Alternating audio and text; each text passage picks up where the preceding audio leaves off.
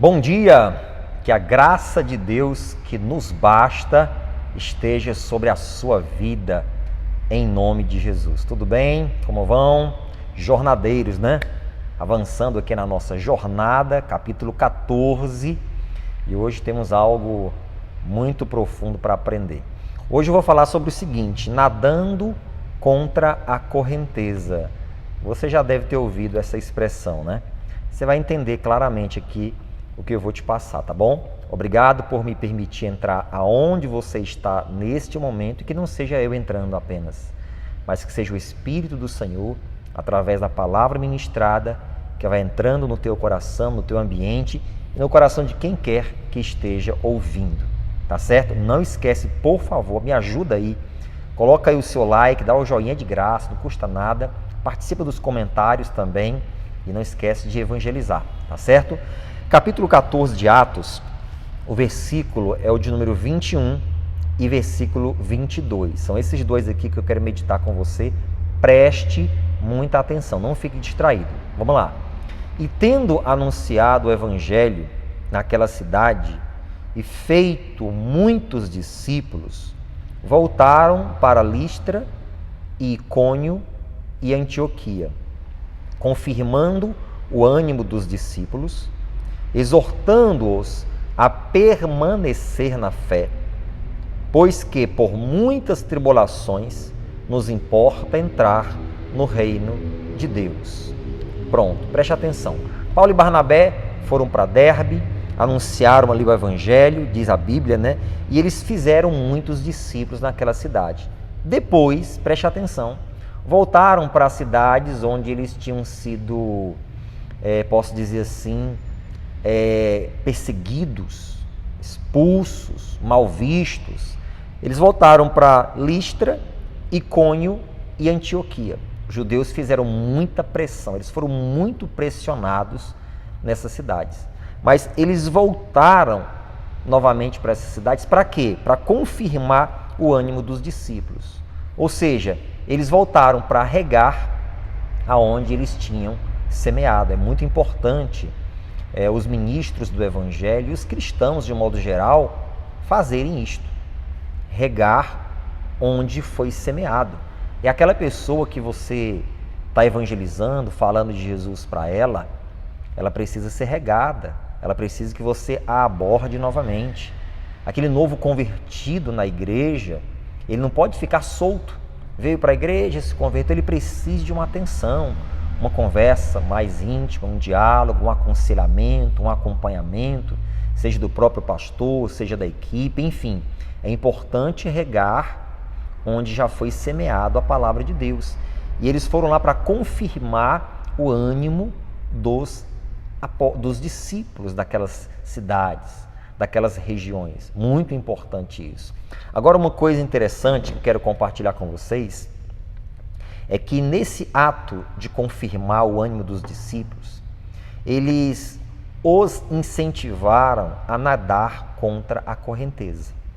Por que eu estou te falando isso? Porque nessas mesmas cidades, Listra, Icônio e Antioquia, Paulo e Barnabé foram muito pressionados. Só que Paulo e Barnabé eram maduros, tinham uma personalidade, uma instrução espiritual formada, embasada.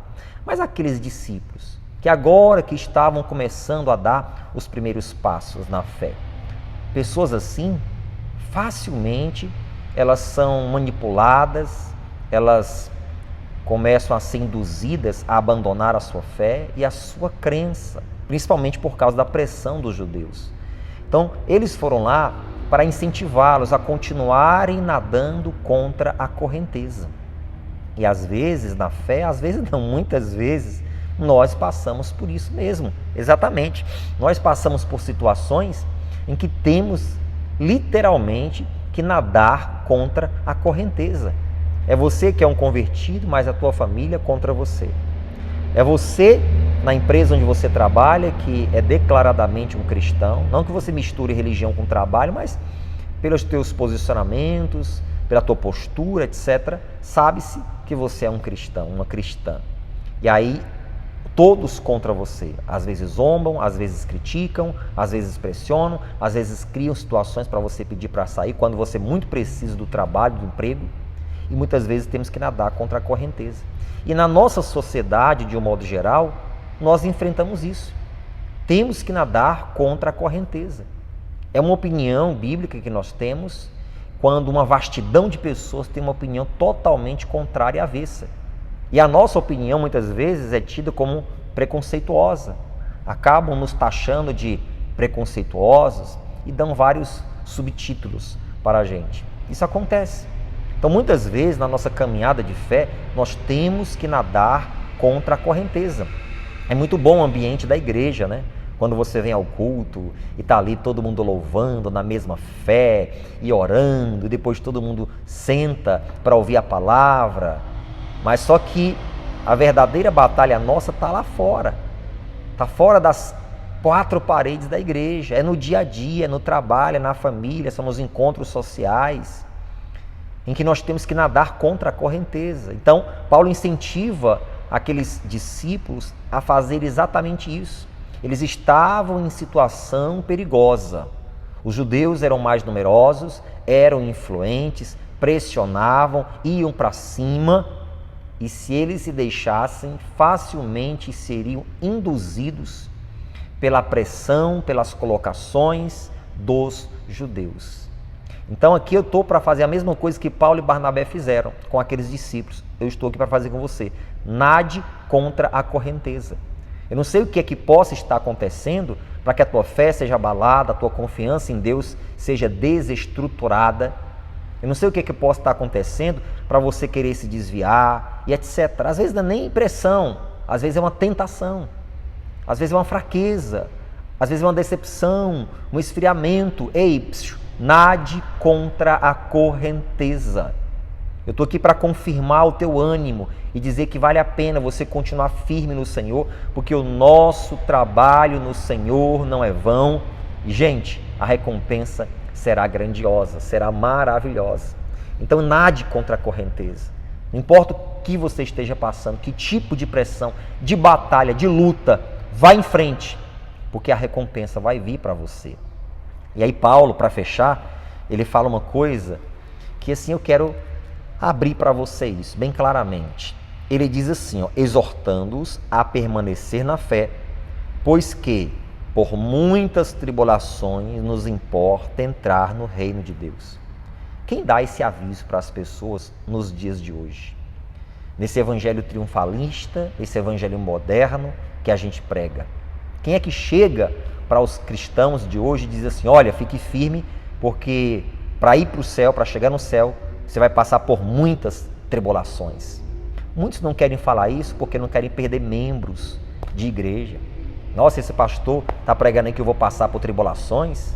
Porque hoje os ouvintes, eles querem ouvir falar de sucesso somente, de vitória, de conquista, de prosperidade, de voar mais alto, de crescer e etc, etc, etc.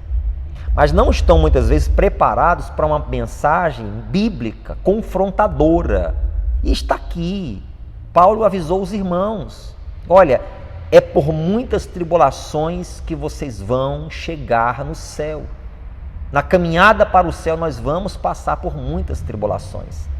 Porque as pessoas não querem ouvir isso. Então é melhor falar aquilo que elas gostam de ouvir. Vamos falar de coisas boas. Não é que a gente vá pregar coisas ruins, pelo amor de Deus, não é? Mas a gente tem que avisar isso às pessoas. Sabe por quê? Porque essas pessoas só ouvem coisas boas e boas e boas e boas. Quando vier as tribulações, elas vão se estranhar. Meu Deus, por que está acontecendo? Eu estou em pecado? Deus não é comigo? Será que Deus existe? Será que essa igreja não é falsa? E etc. E vai começar uma porção de pensamentos que vão levar muitas pessoas até a incredulidade.